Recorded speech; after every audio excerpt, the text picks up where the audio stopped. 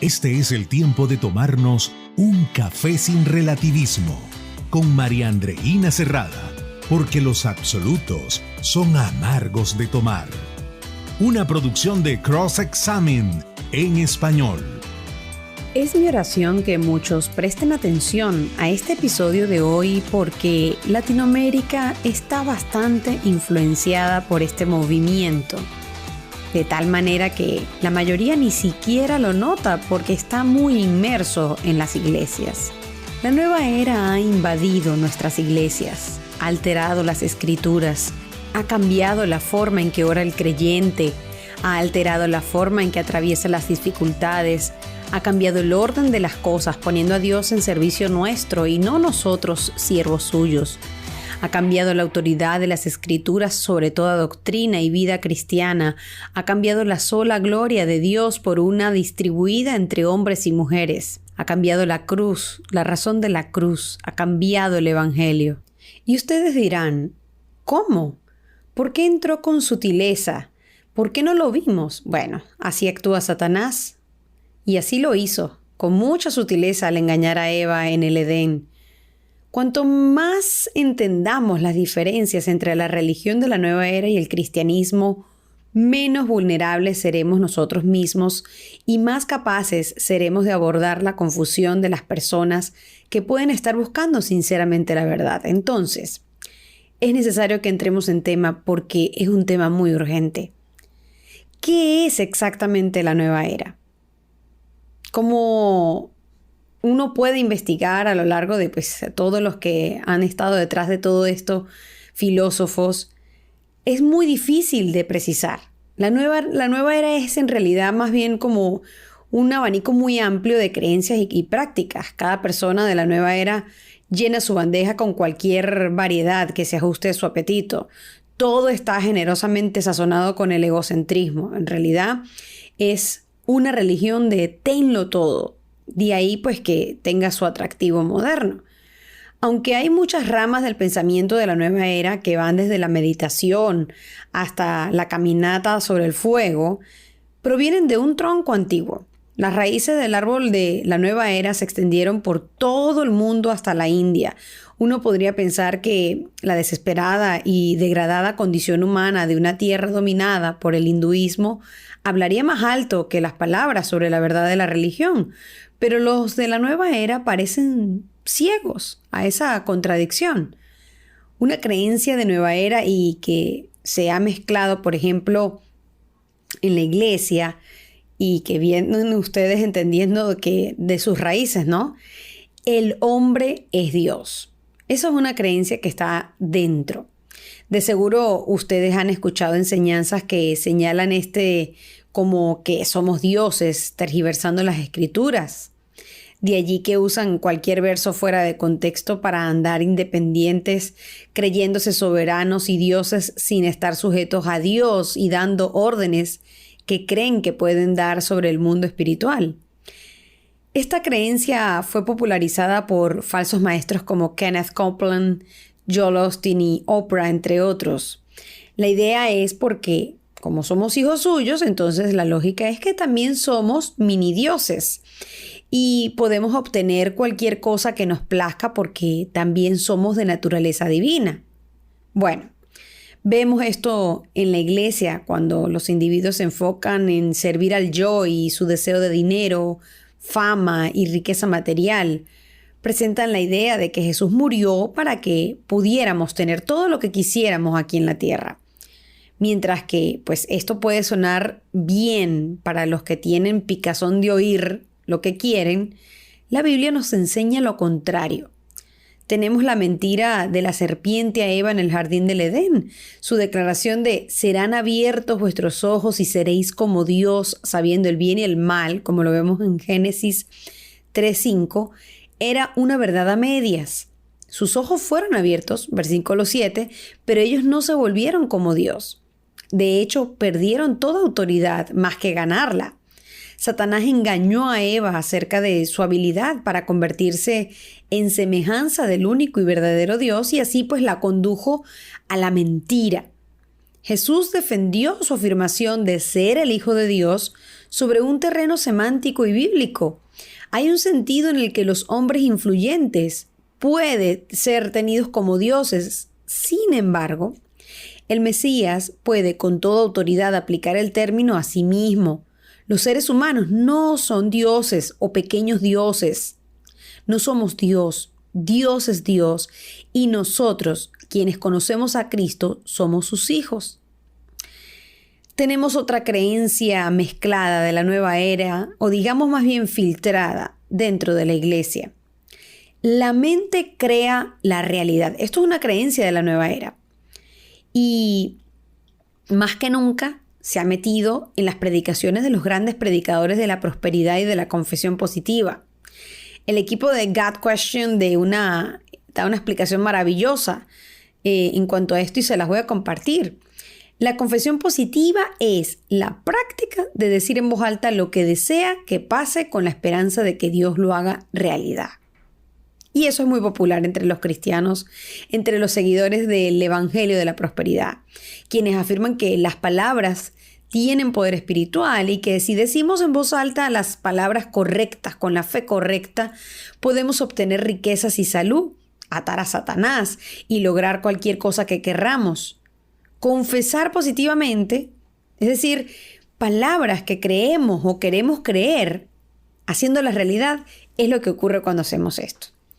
Esto se opone a la confesión negativa, que consiste en reconocer las dificultades o no admitir alguna situación difícil o la pobreza, la enfermedad y por lo tanto, supuestamente, aceptarlas y rechazar la comodidad y que eso puede hacer que la riqueza y la salud se vayan como Dios tiene planeado para nosotros, según así lo creen.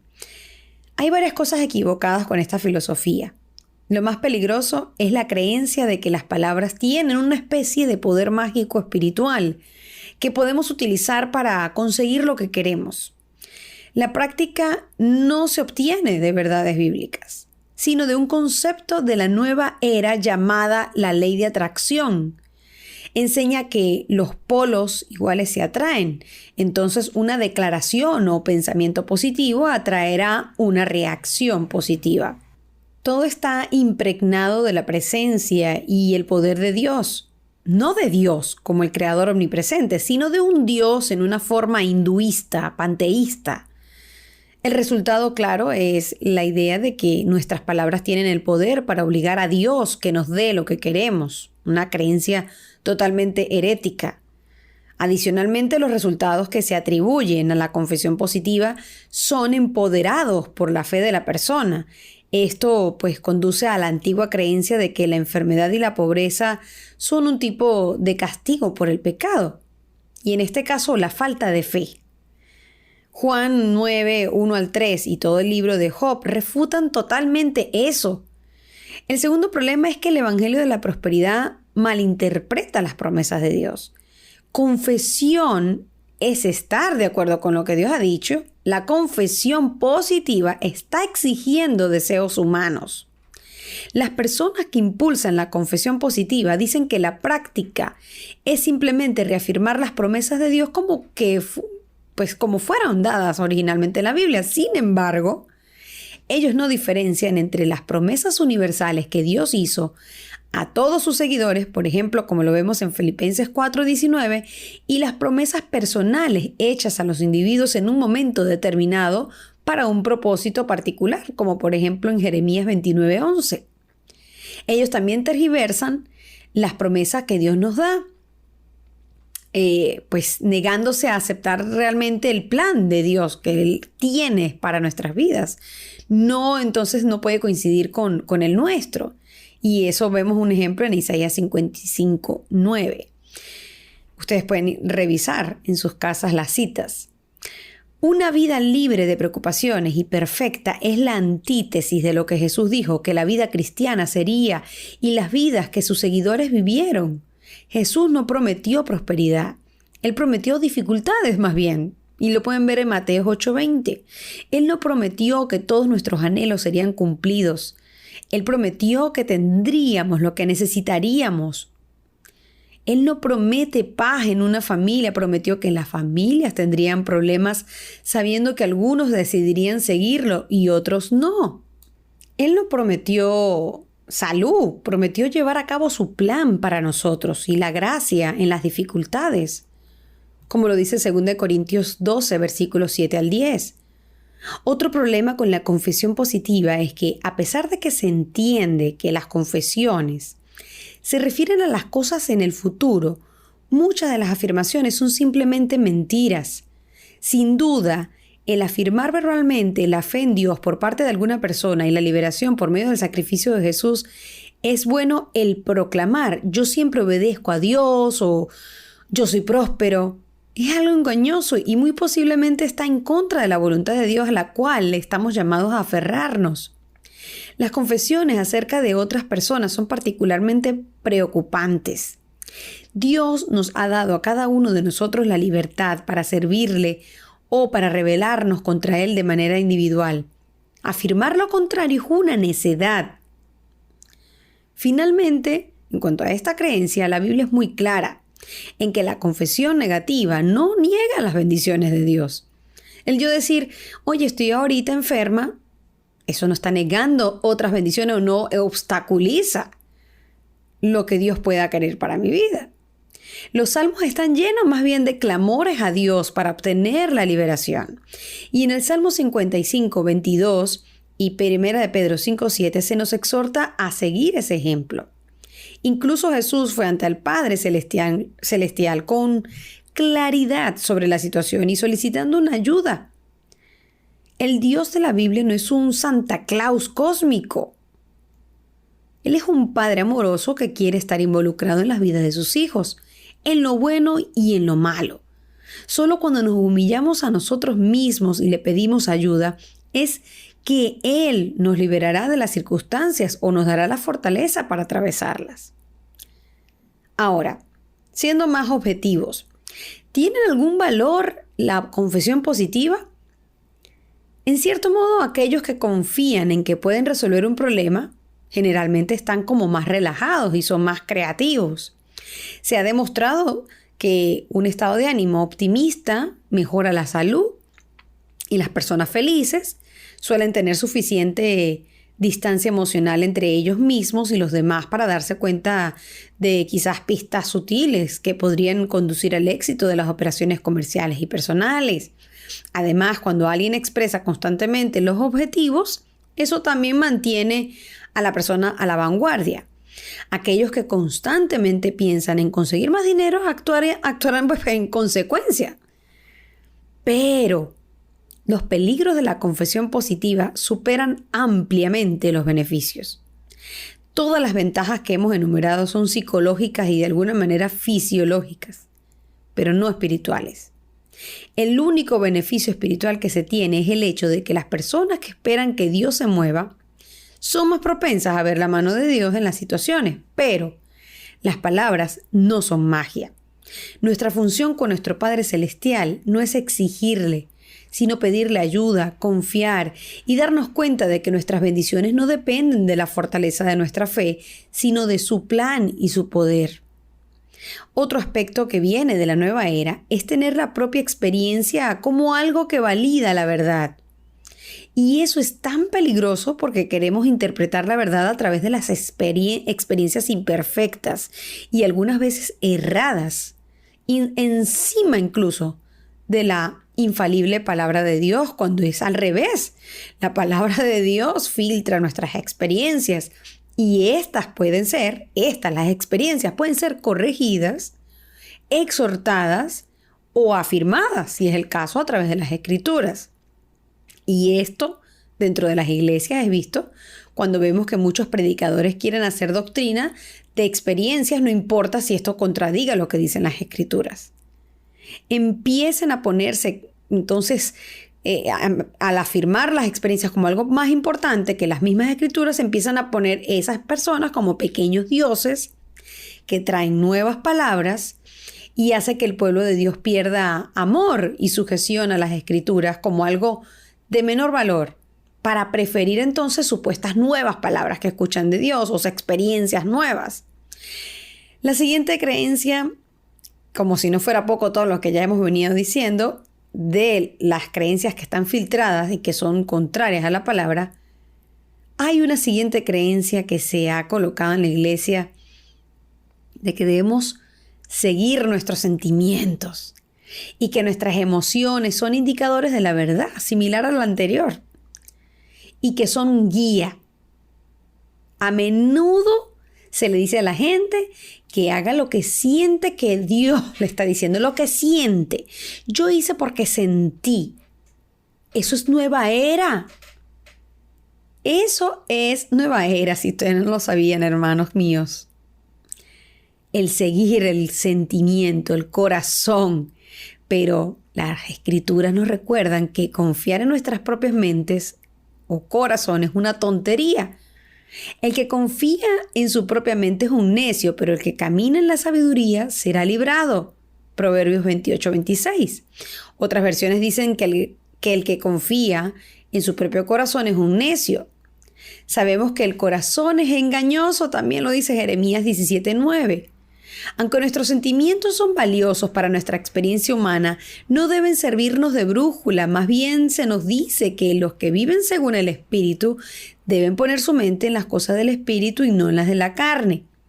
El peligro de seguir nuestros corazones es que el enemigo puede usar nuestras emociones para confundirnos y desviarnos de la voluntad de Dios, haciéndonos pecar, porque sentí que debía haber hecho eso. Algunos cristianos consideran la palabra como doctrina, ¿no? Casi como una palabra de maldición. Y esencialmente porque, bueno, el proceso mental que la gente tiene es que hay que evitar la doctrina, porque causa división entre los cristianos. Y, bueno, y Dios desea que los cristianos estén unidos, como dice en Juan 17:21. Aunque es verdad que la doctrina causa división, pero si la división es debido a un desacuerdo sobre una enseñanza bíblica importante, entonces la división no es necesariamente algo malo. Pablo dice, porque vendrán tiempos cuando no sufrirán la sana doctrina, sino que teniendo comezón de oír, se amontonarán maestros conforme a sus propias concupiscencias. Segunda de Timoteo 4:3. Tito capítulo 1, versículos 9 y capítulo 2, versículo 1 proclama retenedor de la palabra fiel, tal como ha sido enseñada, para que también pueda exhortar con sana enseñanza y convencer a los que contradicen. Pero tú habla lo que está de acuerdo con la sana doctrina. La fe cristiana, más que ninguna otra, se basa en la doctrina. Las doctrinas, por ejemplo, de la deidad de Cristo, que la vemos en Juan 1 y versículos 14. El sacrificio sustituto de Cristo, 2 Corintios 5:21. La resurrección de Cristo, 1 Corintios 15:17. Y la salvación por gracia, únicamente por fe, Efesios 2, versículos 8 al 9. Son absolutamente esenciales y no son negociables. Esas son doctrinas. Y si se elimina alguna de esas doctrinas, la fe es vacía y carece de validez.